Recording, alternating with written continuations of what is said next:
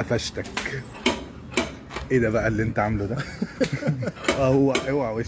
ثانية واحدة يا هندسة، ايه اللي انت عامله ده؟ طيب انت جاي النهارده عايز توقعني غلط. تمام. لا هنغير بقى. لا خلاص، احنا هنا قول لي بقى. بنعالج، سامحوني في اللي انا اقوله، بنعالج اخطاء الغير. لا ده ايوه ده يا استاذ احمد قايم كان منتهي اكلينيكيا. تمام. منتهي اكلينيكيا. احنا بفضل الله سبحانه وتعالى احنا بنرجعه عن طريق التبنيط من غير ما نفتح الصاج، من غير اي حاجه. انت فورت الصاج ده؟ هو ده العربيه ديت اللي قبل كده اللي فورناها على الارض؟ بالظبط. حلو. زي ما احنا الحمد لله احنا اللي شلنا المراحل. البوهيه دي كلها بالظبط. حتى من على السقف، صح؟ كل حاجه بفضل الله. احنا خلاص في المراحل النهائيه.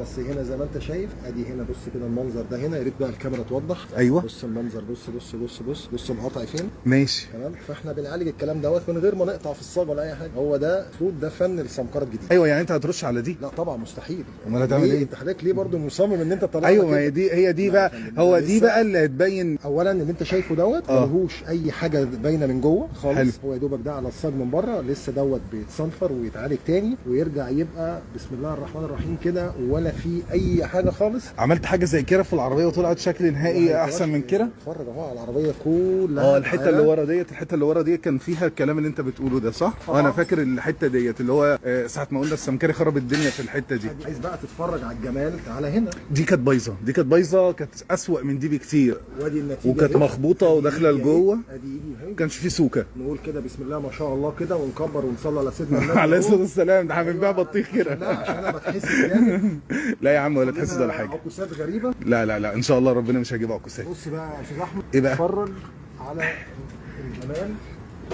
الجزء ده كان في مشكله كبيره قوي انت شفتها بعينك. ده احنا بعد ما عملنا الجزء ده على ايدينا ظبطوه واتعمل اهو زي ما انت شايف بفضل الله سبحانه وتعالى. الله ينور. تسلم ايدين الناس المحترمه اللي شغاله. طبعا تسلم ايديك. يعني الحته دي هتتعالج وهتبقى زي دي مثلا. بص بقى هنا بقى في حته هنا كده عايز اتفرج عليها، ما اعرفش الكاميرا هتوضحها ولا لا. بص هنا ده هنا بقى دي بايظه خالص. ده هنا عدم خبره كافيه. في حد اتعامل مع العربيه دي ايوه كانها عربيه 28. عمل ايه بقى؟ جاب سنده بفوطه.